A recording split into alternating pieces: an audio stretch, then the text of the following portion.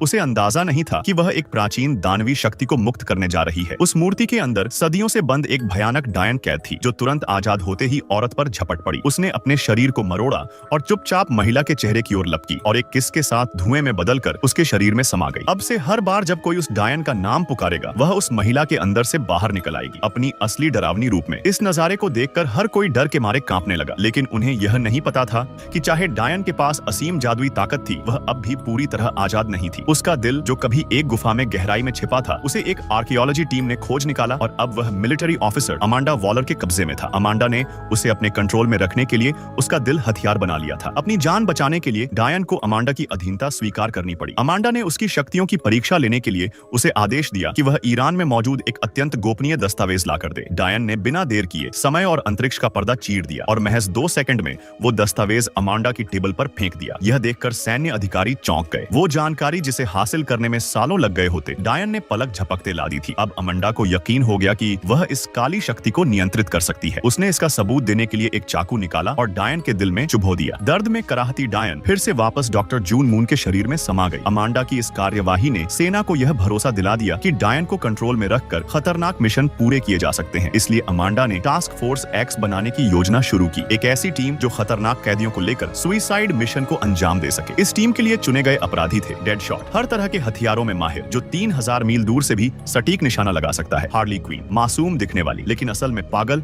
और खतरनाक जोकर की प्रेमिका। कैप्टन बूमरैंग, ऑस्ट्रेलिया का बैंक लुटेरा जो बूमरैंग से मार करता है। किलर क्रॉक, सीवर में रहने वाला जो टीवी पर सिर्फ ब्लैक कल्चर देखता है। एल डियाब्लो, एक गैंगस्टर जो आग पर नियंत्रण रख सकता है और लॉस एंजलिस के युवा अपराधियों के लिए भगवान जैसा है। लेकिन इन खतरनाक अपराधियों को भर्ती करना आसान नहीं था। हर किसी में मौत बांटने की क्षमता थी, लेकिन कमांडर रिक फ्लैग की धमकी और ताकत के आगे आखिरकार डेडशॉट ने जुड़ने पर हामी भर दी। पर जब रिक थककर होटल लौटा तो देखा कि जून नींद में डायन का नाम बुदबुदा रही थी। रिक तुरंत अमांडा को कॉल करने लगा, लेकिन डायन ने उस पर जादू करके उसे भ्रम जाल में खींच लिया और जून की जान से खेलने की धमकी दी। डायन खुद अमांडा के कमरे में जाकर अपना दिल चुराने की कोशिश करती है, लेकिन जैसे ही वह बॉक्स के पास पहुंचती है, उसमें लगे सिक्योरिटी अलार्म से उसे रुकना पड़ता है। वह तुरंत गायब होकर पास के कमरे में चली जाती है, जहां उसे अपने भाई इनकुबस की मूर्ति दिखाई देती है। डायन तुरंत मूर्ति को उठाकर सबवे के बाथरूम में जाती है, एक बदकिस्मत आदमी को कंटेनर के रूप में चुनती है और अपने भाई की आत्मा को उस शरीर में समा देती है। इनकुबस अब इंसानों को मारकर उनकी ऊर्जा से खुद को मजबूत बनाता है। सबवे की बिजली का इस्तेमाल करके वो तेजी से खुद को और ताकतवर बना लेता है। अब जब डायन को पता चलता है कि इंसान जो कभी उन्हें देवता मानते थे, अब उन्हें महत्व नहीं देते, वह क्रोधित हो जाती है। उसका उद्देश्य अब है दुनिया को बदलना और इंसानों को नष्ट करना, लेकिन उसका दिल अब भी अमांडा के कब्जे में है। इसलिए वो दोबारा जून के शरीर में लौट जाती है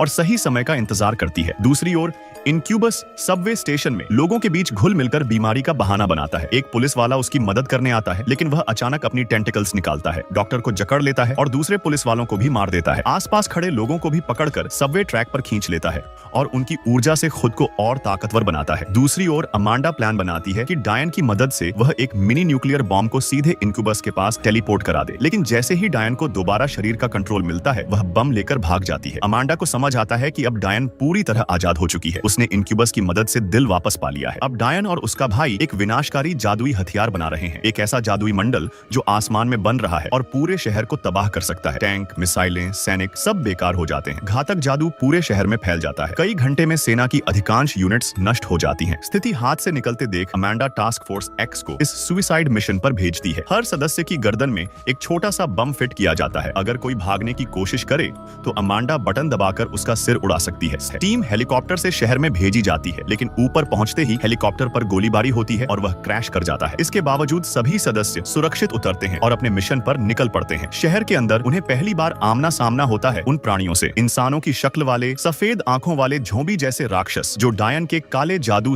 भारी फायरिंग के बीच भले ही मॉन्स्टर्स की संख्या ज्यादा थी, लेकिन वे कोई खास फायदा नहीं उठा पाए। एक अकेला आदमी उन्हें पल भर में खत्म कर देता है, मगर किसी को नहीं पता कि विच पहले ही कई इंसानों को किस के जरिए व्हाइट आइड मॉन्स्टर्स में बदल चुकी है। अब इस मिशन को पूरा करना बेहद मुश्किल हो गया है। मेजर रिक की अगुवाई में टास्क फोर्स टारगेट बिल्डिंग में घुसने में सफल होती है, लेकिन अंदर का माहौल बहुत भारी है। हर कोना मॉन्स्टर्स से भरा है और हर सदस्य पर दबाव बढ़ता जाता है। जब सोल्जर्स एक एक कर मारे जाते हैं और सभी हॉलवे में फंस जाते हैं, तब डेडशॉट जानबूझकर एल डियाब्लो को उकसाता है। वह देखना चाहता है कि ये शांत रहने वाला आदमी असल में क्या कर सकता है। एल डियाब्लो बस हल्का सा हमला करता है और पल भर में सभी मॉन्स्टर्स को जला डालता है। डेडशॉट घबराकर सफाई देता है कि उसने ऐसा सिर्फ टीम की भलाई के लिए किया। बिल्डिंग बिल्डिंग के भीतर रिक सभी को रुकने का आदेश देता है और अकेला एक सीक्रेट रूम में जाता है। डेडशॉट पीछा करता है और देखता है कि जिस शख्स को वे बचाने आए थे वो कोई और नहीं बल्कि अमांडा वॉलर हरसेल्फ है, वो औरत जो खुद अपने साथियों को मारने में संकोच नहीं करती। यह देखकर डेडशॉट और हर्ली दोनों की सोच हिल जाती है, पर गले में लगे माइक्रो बम के कारण वे कुछ नहीं कर सकते। हेलीकॉप्टर रूफटॉप पर आता है लेकिन किसी भी कॉल का जवाब नहीं देता। रिक को शक होता है और वह तुरंत फायरिंग का आदेश देता है। जवाब में विरोधी सेना की भीषण गोलीबारी शुरू हो जाती है। सब बुरी तरह घायल होते हैं। जोकर जो छुपकर सब देख रहा होता है डॉक्टर से कहता है कि हार्ले के गले की बम हटाई जाए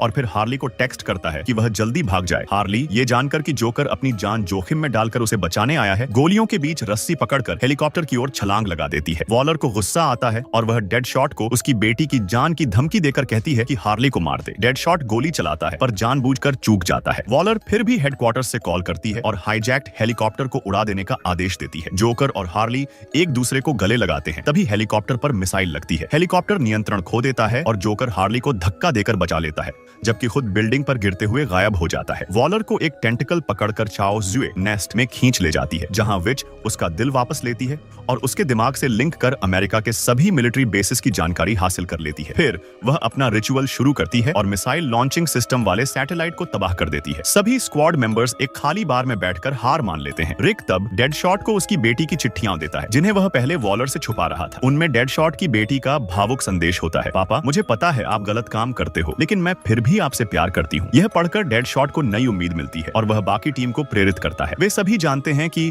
भले ही समाज उन्हें खलनायक मानता है, पर कहीं न कहीं कोई उन्हें सच्चा प्यार करता है। स्क्वाड चाओ ज़ुए में वापसी करती है। प्लान ये होता है किलर क्रॉक और कुछ सैनिक पानी के नीचे जाकर नाइटमेयर के नीचे बम लगाएंगे। बाकी लोग विच का ध्यान भटकाएंगे, लेकिन विच को सबकी मौजूदगी का एहसास हो जाता है और वह सबको एक जादुई भ्रम में डाल देती है। डेडशॉट को सपना आता है कि वह बैटमैन को मार देता है। हार्ली खुद को जोकर के साथ एक खुशहाल घर में देखती है, लेकिन एल दियाब्लो अपने मरे हुए परिवार को देखता है और गिल्ट से उबर नहीं पाता। वह भ्रम तोड़ देता है और सबको भी नींद से जगाता है। विच नाइटमेयर को सामने लाती है। वो एंशिएंट मॉन्स्टर बहुत ताकतवर है, हाथ कटता है तो फिर उग आता है। लड़ाई में स्क्वाड बुरी तरह कमजोर पड़ती है और बम अब तक जगह पर नहीं पहुंचा है। एल दियाब्लो तब अपना अंतिम रूप लेता है, एक विशाल अग्नि राक्षस, और अकेले नाइटमेयर को धकेल कर टारगेट एरिया तक लाता है। वह पूरी ताकत झोंक देता है और नाइटमेयर का दिल निकालने ही वाला होता है, लेकिन शक्ति खत्म होने से वह खुद कुर्बान हो जाता है। क्रॉक बम लगा देता है और एल दियाब्लो की कुर्बानी से बम फटता है। नाइटमेयर तबाह हो जाता है। विच अब गुस्से में अपने असली राक्षसी रूप में आ जाती है और कहती है, या तो मेरे साथ जुड़ो या मरो। हार्ली दिखावा करती है कि वह मान गई है, लेकिन जैसे ही विच उसे भरोसा करती है वह कटाना से उसका दिल निकाल देती है। किलर क्रॉक एक और बम रिचुअल ऑल्टर पर फेंकता है और डेडशॉट उसे निशाना बनाकर फोड़ देता है। विच की सारी शक्ति खत्म हो जाती है। वह हार मानकर कहती है कि कटाना उसे मार दे ताकि वह अपने भाई से मिल सके, लेकिन रिक उसका दिल पकड़कर धमकी देता है, जून को वापस करो। विच जानबूझकर उसे गुस्सा दिलाती है और खुद ही दिल मसल देती है। वो राख बन जाती है, लेकिन अंत में सबको चौंकाते हुए जून वापस लौट आती है रिक की बाहों में। वॉलर अपने बचाव के लिए स्क्वाड को थैंक यू नहीं कहती, वो बस 10 साल की सजा कम करती है, जबकि सभी की सजा 500 साल से शुरू होती है। लेकिन उनकी छोटी इच्छाएं जैसे डेडशॉट की बेटी से मिलना या हर्ली का कॉफी मेकर वो पूरी करती है। अंत में जोकर चमत्कारिक रूप से हेलीकॉप्टर क्रैश से बचता है और जेल में घुसकर हार्ली को बाहर